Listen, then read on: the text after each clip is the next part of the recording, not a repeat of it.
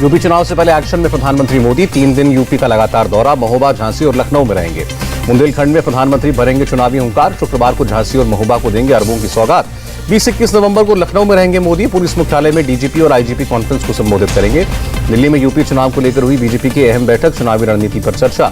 UP प्रदेश अध्यक्ष स्वतंत्र देव सिंह ने कहा, मीटिंग में चुनावी रैलियों को लेकर भी चर्चा। यूपी में 4 यात्राएं भी करेगी बीजेपी। यूपी चुनाव में अमित शाह को ब्रिज और पश्चिम का प्रभारी बनाया गया। जेपी नड्डा साधेंगे कानपुर, गोरखपुर। बीजेपी ने चुनाव प्रभारियों को एक्टिव किया, जनता के बीच जाने को कहा। अखिलेश यादव का बीजेपी पर तंज, सपा की रैली में जोश दिखता है, बीजेपी की ठंडी रैली देखने से फर्क पता चलता है। यमुना की सफाई पर बोले दिल्ली के मुख्यमंत्री केजरीवाल, 2025 तक साफ हो चुकी होगी यमुना।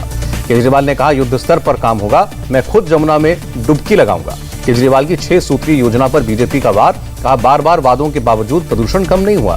देहरादून में 24 और 25 नवंबर को उत्तराखंड बीजेपी कार्यकारिणी की बैठक, विधानसभा चुनाव और संगठन को लेकर चर्चा। पीएम मोदी ने फार्मा सेक्टर के ग्लोबल समिट का उद्घाटन किया, कहा कोरोना के दौरान हेल्थ सेक्टर की अहमियत पता चली। प्रधानमंत्री ने की फार्मा सेक्टर की तारीफ, कहा भारतीय फार्मा सेक्टर ने चुनौती का बेहतर तरीके से सामना किया। प्रधानमंत्री ने फार्मा सेक्टर को भारतीय अर्थव्यवस्था का मजबूत स्तंभ बताया, कहा भारत ने 150 से ज्यादा देशों को दवाएं उपकरण निर्यात किए। महाराष्ट्र की राज्यपाल से मिला बीजेपी प्रतिनिधि दल, नवाब मलिक को मंत्री पद से बर्खास्त करने की मांग। कांग्रेस का बड़ा आरोप, चीन ने भूटान के डोकलाम के पास बसाए 4 गांव। बॉर्डर विवाद जल्द सुलझाने पर भारत चीन सहमत, विदेश मंत्रालय ने बताया। विदेश मंत्रालय ने कहा, एलएसी के बचे हुए इलाकों का जल्द समाधान निकालने पर दोनों देश राजी। 14वें दौर की बैठक जल्द कराई जाएगी। कांग्रेस पार्टी ने डिसिप्लिनरी एक्शन कमेटी का गठन किया, एक एंटनी बने चेयरमैन। प्रियंका गांधी वाड्रा का योगी सरकार पर तंज, कहा सरकार पीड़ितों को न्याय देने की बजाय उन पर ही आक्रमण कर रही है। केंद्रीय मंत्री अनुराग ठाकुर का बयान, संसद चर्चा के लिए है, न कि कागज फाड़ने और टेबल पर नाचने के लिए। छत्तीसगढ़ में पड़ोसी राज्यों से कम होंगे petrol diesel rate, CM Bhupesh Baghel 22 नवंबर के बाद बताएंगे फॉर्मूला। करतारपुर पर सिद्धू और चन्नी आमने सामने, सूत्रों की मुताबिक खबर, गृह मंत्रालय ने पहले जत्थे में 50 लोगों को जाने की इजाजत दी थी। करतारपुर जाने वाले पहले जत्थे की लिस्ट में सिद्धू का नाम नहीं था। चन्नी सिर्फ कुछ कैबिनेट मंत्री और उनके परिवारों को ले गए। नवजोत सिंह सिद्धू अब 20 नवंबर को तीसरे जत्थे में करतारपुर साहिब जाएंगे। कोलकाता में बीएसएफ मुख्यालय में पहुंचे बीजेपी विधायक शुभेंदु अधिकारी, कहा टीएमसी विधायक के कहे अपशब्द पर हम माफी मांगने आए हैं। बीएसएफ से बीजेपी ने बॉर्डर इलाके में गौशाला बनाने की अपील की। शुभेंदु अधिकारी ने कहा, कुछ लोग गायों पर अत्याचार करते हैं। बिहार में शराबबंदी पर आरजेडी नेता तेज प्रताप यादव ने खड़े किए सवाल, कहा प्रशासन के लोग पिज्जा की तरह कर रहे हैं शराब की होम डिलीवरी। सिडनी डायलॉग में प्रधानमंत्री मोदी का वर्चुअल संबोधन, कहा भारत फ्यूचर में छलांग लगाने के लिए तैयार है। क्रिप्टो करेंसी पर बोले प्रधानमंत्री, सभी लोकतांत्रिक देश तय करेंगे, गलत हाथ में न जाए। पीएम मोदी की बैंकिंग सेक्टर को सलाह, सामने वाले को याचक समझना छोड़कर पार्टनरशिप का मॉडल अपनाएं। पीएम ने भारत में हो रहे 5 बदलावों का जिक्र किया। भारत तकनीक के सारे 60,000 गांवों को जोड़ रहा है।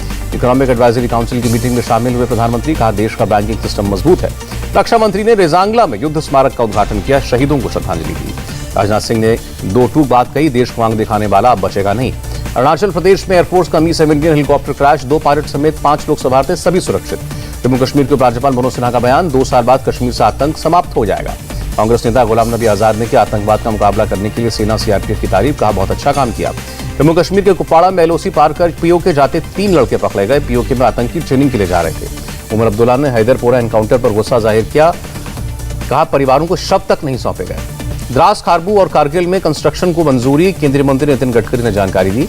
विदेश मंत्री एस जयशंकर ने सिंगापुर के सीनियर मिनिस्टर से मुलाकात की। भारत का यूएनएससी में बयान, अफगानिस्तान और आसपास के इलाके के लिए आतंकवाद सबसे बड़ी चुनौती। भारत को एक बार फिर यूनेस्को कार्यकारी बोर्ड का सदस्य चुना गया, पक्ष में मिले 166-64 वोट। ऑफलाइन ही होंगे सीबीएसई CISCE के एग्जाम, सुप्रीम कोर्ट ने एग्जाम को हाइब्रिड मोड में कराने की मांग वाली याचिका रद्द की। पॉक्सो एक्ट पर सुप्रीम कोर्ट ने रद्द किया बॉम्बे हाईकोर्ट का फैसला, यौन उत्पीड़न केस में स्किन टू स्किन कॉन्टैक्ट के बिना भी लागू होगा एक्ट। गोपाल राय ने केंद्र सरकार पर फोड़ा प्रदूषण का ठीकरा, कहा केंद्रीय पर्यावरण मंत्री के पास मीटिंग तक का समय नहीं है। दिल्ली सरकार की इलेक्ट्रिक बसें लाने की योजना, गोपाल राय का दावा, 1500 प्रदूषित उद्योगों को पीएनजी में बदला।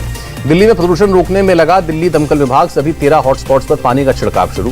दिल्ली में 250 नो एंट्री जोन में इलेक्ट्रिक लाइट कमर्शियल व्हीकल को प्रवेश की इजाजत दी गई। परिवहन मंत्री कैलाश गहलोत ने कहा, हमने 1000 प्राइवेट बसें तुरंत हायर की, पब्लिक नोटिस इशू किए गए।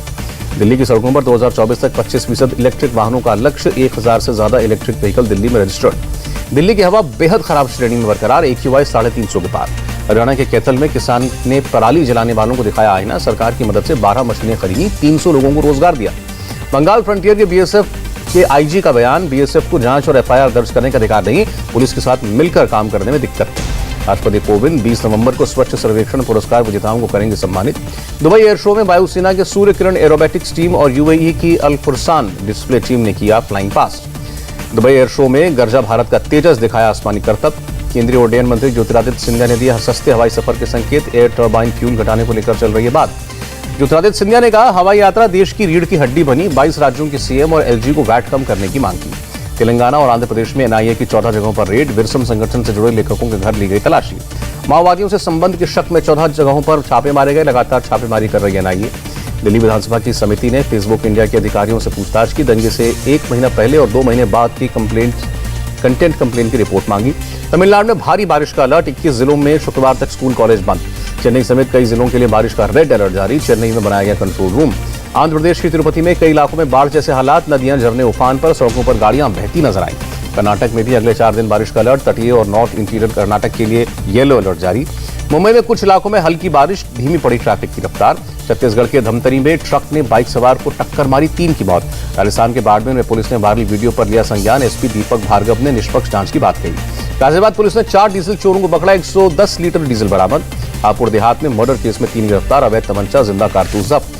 बुलंदशहर में साइबर क्राइम टीम की कामयाबी। करीब 50,000 रुपए बैंक खाते में वापस कराए। चित्रकूट में अधिकारियों के खिलाफ पुलिस का एक्शन। 3 वांटेड अपराधी गिरफ्तार। बरेली में 25,000 का इनामी बदमाश पकड़ा गया। काफी समय से चल रहा था फरार। यूपी के संभल में 15,000 के इनामी बदमाश पुलिस के हत्थे चढ़ा। अवैध हथियार मिला। मैनपुरी में एटीएम कार्ड से फ्रॉड करने वाले गिरोह का पर्दाफाश। पुलिस ने 1 लाख से ज्यादा कैश और हथियार जब्त किए। बलिया में अवैध शराब तस्कर गिरफ्तार। 5 लाख की कीमत की शराब जब्त। अलीगढ़ में पुलिस ने ऑपरेशन प्रहार के तहत 7 वांटेड अपराधी गिरफ्तार किए।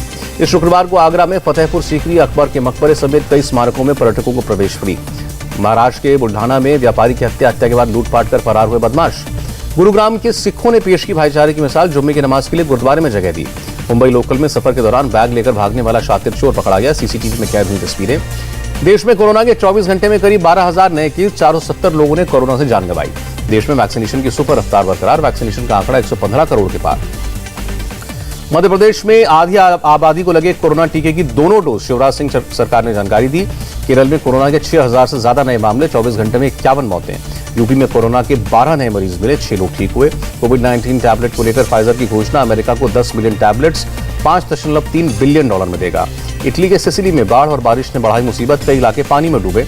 चीन के बढ़ते खतरे के साथ ताइवान ने एडवांस किया अपना नया F-16। कहा सुरक्षा और मजबूत होगी।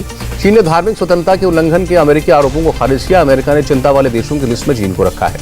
पाकिस्तानी संसद में विपक्ष के नेता शहबाज शरीफ ने की इमरान खान की सरकार की खिंचाई। ईवीएम को बताया बुरी शातिर मशीन। पाकिस्तानी संसद ने दुष्कर्म पर लगाम लगाने के लिए नया कानून पारित किया। गोवा में 20 नवंबर से शुरू हो रहा है भारतीय अंतर्राष्ट्रीय फिल्म महोत्सव। फिल्म महोत्सव में पहली बार OTT प्लेटफॉर्म भाग लेंगे। अपनी सीरीज के चुनिंदा हिस्सों को दिखाएंगे। हेमा मालिनी और प्रसून जोशी बने film personality of the year 2021। समारोह के दिन दिया जाएगा पुरस्कार। अमेरिकी डॉलर के मुकाबले रुपया 4 पैसे मजबूत हुआ। $1 की कीमत 74 रुपए 24 पैसे। और सेंसेक्स में 372 अंकों की गिरावट। निफ्टी भी 133 अंक नीचे आया। क्या अरविंद केजरीवाल